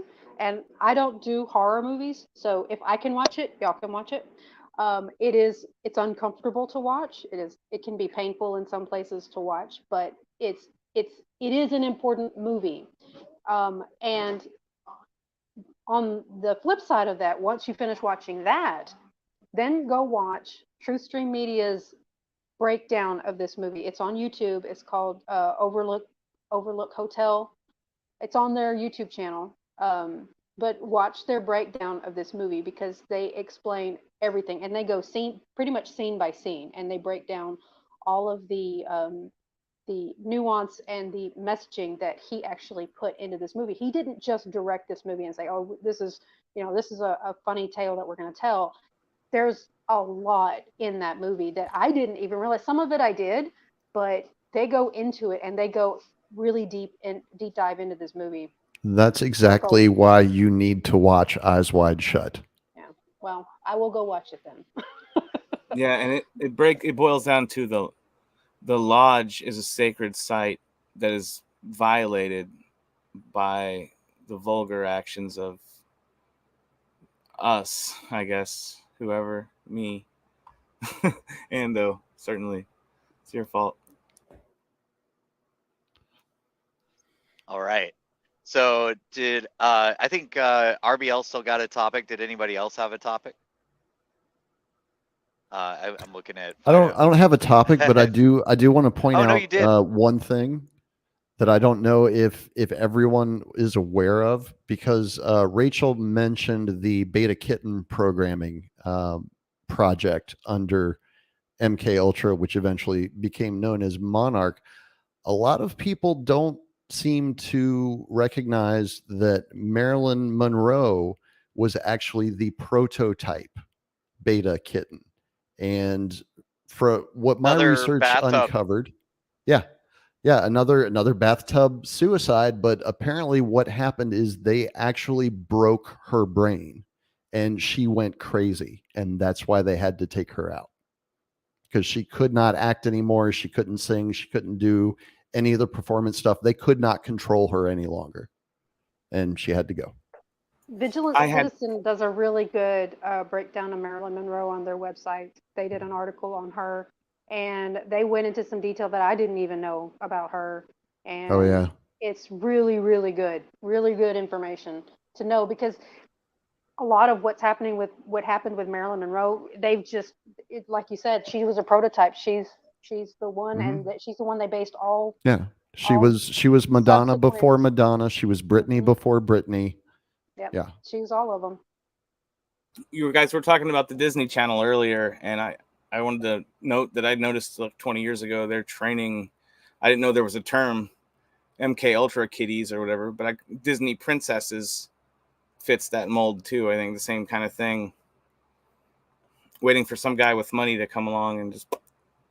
Yeah, in the monarch system, there are a multitude of programming archetypes, and many of them are based off of popular children's stories, things like Alice in Wonderland or Snow White and the Seven Dwarfs.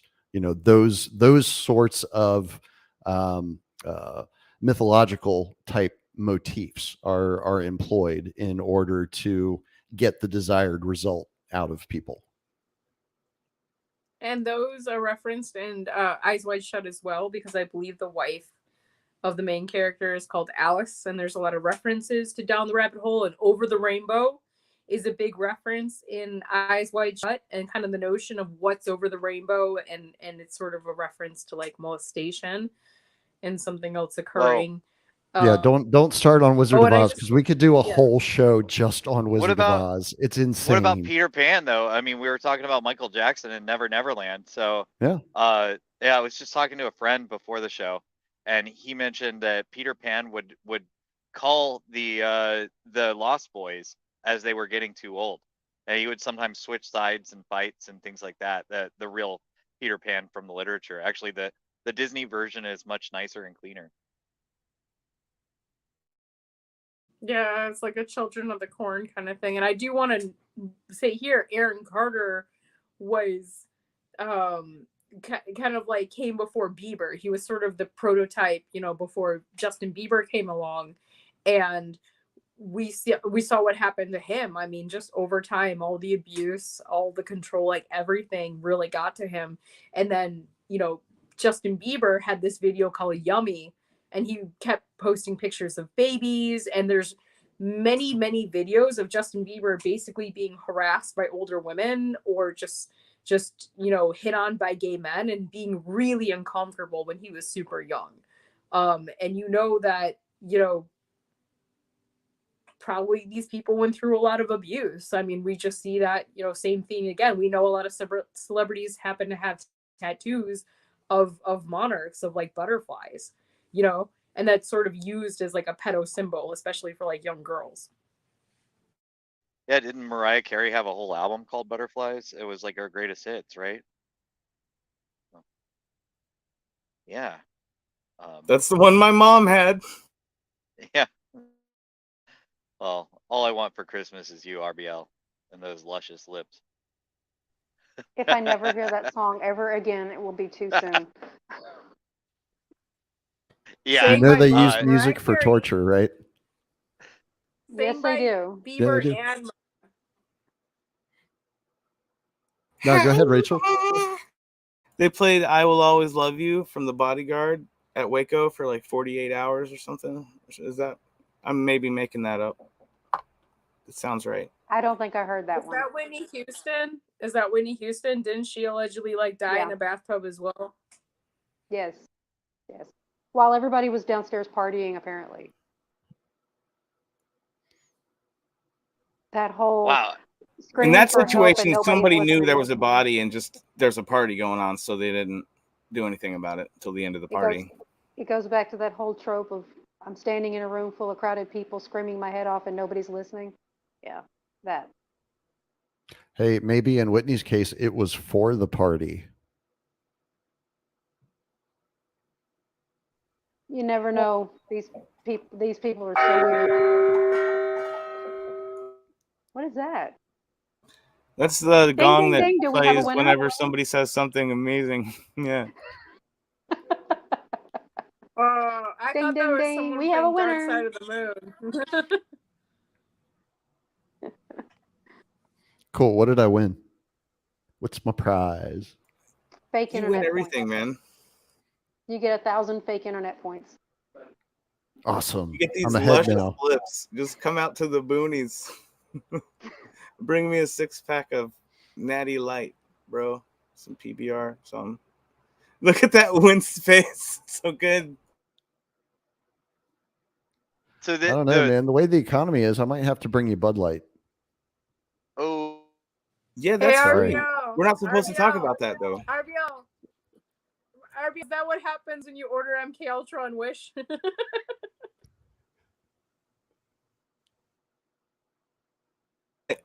When I was when I was young, man, I had gay dudes like hitting on me constantly, and they got me fucked up because like I thought it was wrong to be like, I was like an OG social justice warrior in the '90s, right? So I was like, I'm an ally. I fight for gay rights or whatever. I don't want to hear people say stuff that's bad or whatever. I'm just a dumbass kid. But anyway, I don't know if it's that or my ass, but gay guys all over me my whole life, man. Just won't stop. It's your mouth. He's like, listen. I don't have an island. Look, so he's I got like along. the authority. He knows He's for like- sure. He's like, I don't have an island, with a temple, but I got a log cabin that even Lincoln would be proud of. Right. I do have a log cabin. I Thanks, love Uncle that you're Ted. putting down roots, man. Yeah, I do great. too. Yeah. Now I just need leaves. Or buds, or no, sprout. Whatever you do first. Those take time. Fence, They'll put get in there. fences, probably first. You thinking of how? Oh, we don't have to talk about it here. I was just wondering if you have like a bunch of land, if you were gonna get horses or something crazy, little mini zebu cows. I couldn't take care of anything. I'm always on the road. I bought the house 2 months ago, and I've spent a total of 6 days there. So, but I'm glad I have a place that's mine. Or actually, it's the bank's, and I keep paying them over and over and over again, and then it's mine. And after I pay like 3 times what it's worth, or what it's not even worth, because the prices are artificially inflated right now. But hey, I'm happy. You got like a JD Byrider mortgage or something, right?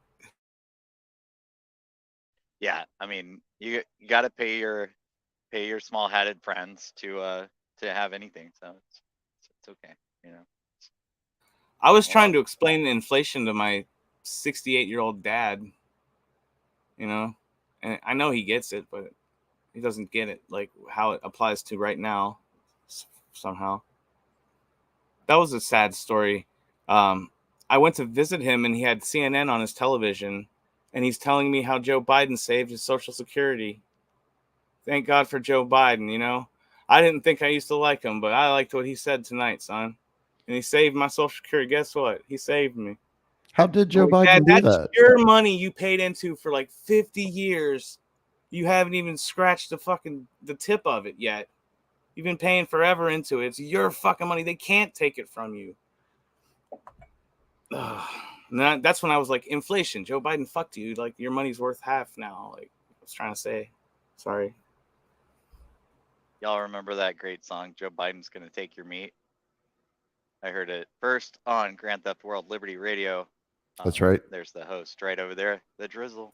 Oh man, I was poaching music from your show every time, Drizzle. I was finding a new song every single time that I loved, and I would add it to my YouTube playlist or whatever. Good. That's the whole point. Yeah, it's awesome.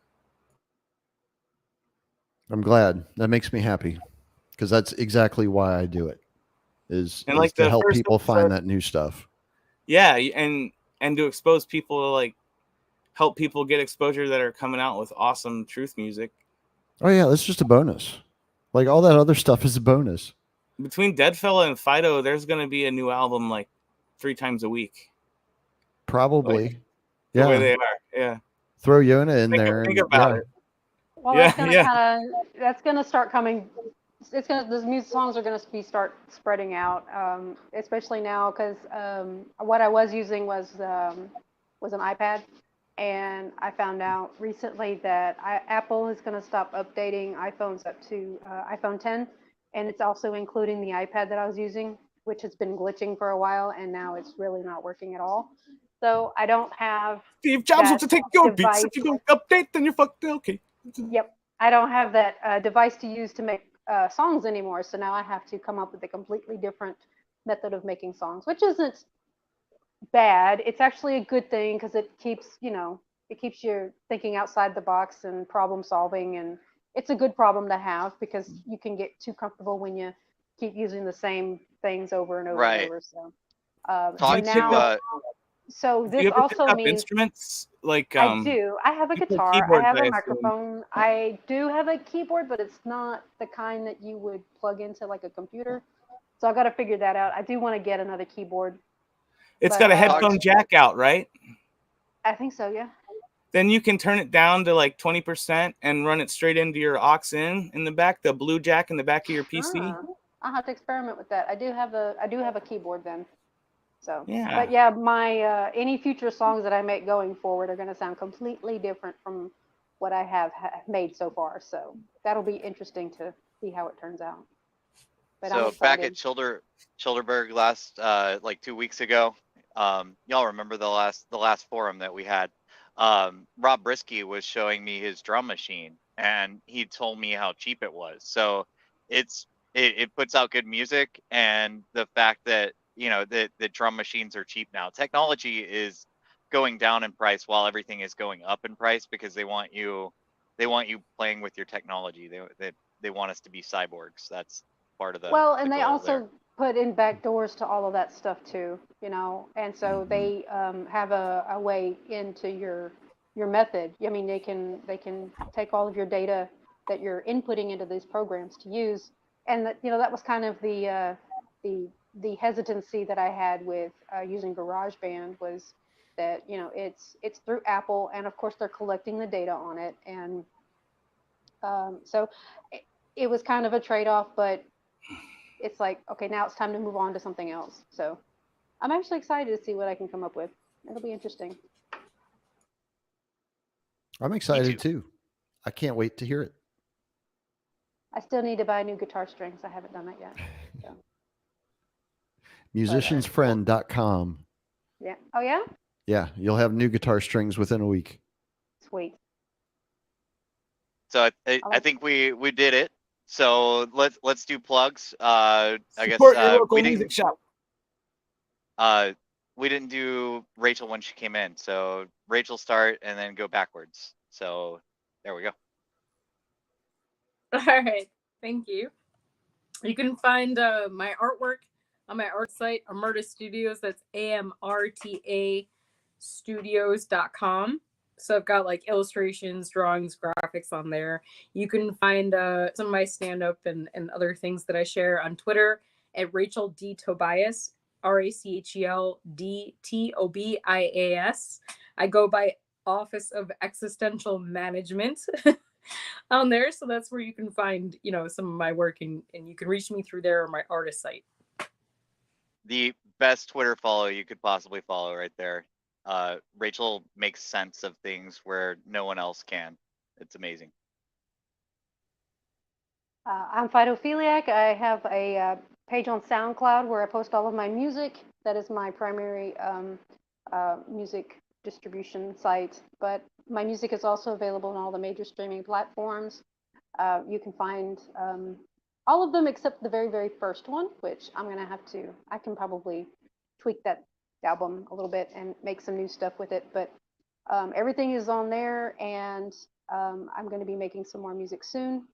You can follow me on Twitter, That Powers Lady, or you can just look up Phytophiliac, and that's pretty much it. My next. Yeah. Okay. Cool. I am TheDrizl. You are whoever you are out there in internet land, and you can find pretty much everything that I put my fingers on at manufacturingreality.org. That is the main depository of what I create in digital form. You can also now wear Grand Theft World Liberty Radio apparel out in the wild if you choose to do so. The link for that is not only I think it's in the show notes for this show, right, Ando? It's also right there in the menu at manufacturingreality.org, the Liberty Radio Boutique.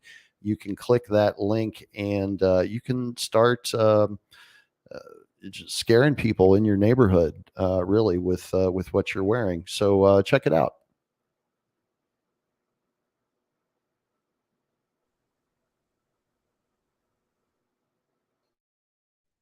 You gotta unmute. You're muted. Good, because I just said some really dumb things. All right, so I'm Chris. I'm Recycle Bin Laden on Twitter. I'm a member of Media Monarchy, where I met these people that have restored my faith in humanity. And you should go to MediaMonarchy.com and check out the show. It's news, music, memes, and more, Monday through Friday or something. Oh, yeah. And I have a YouTube channel where I have my own medical myths information that I keep little bits on sometimes when I'm not getting a strike. And I also do the Odyssey show On the Record, where I play records and clips from guys like TheDrizl and Ando here. Yeah. So I don't know why you'd want to watch that, but whatever.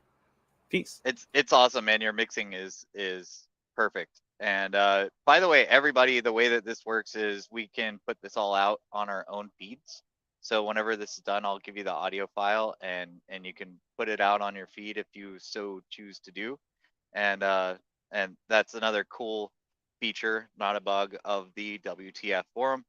If y'all want to find me, I'm Ando, and I'm at Burn Babylon Burn and the Doom Kitchen, at the Doom Kitchen on Twitter, and libertylinks.io/the Doom Kitchen. Thanks everybody for tuning in, and hope we didn't upset you too much, because this was a pretty touchy subject, but you know, like, this stuff is going on and we got to do something about it, or expose these guys. And I'm just glad that there are people out there doing that. And so let's just keep making noise, see what happens. Hopefully nothing bad.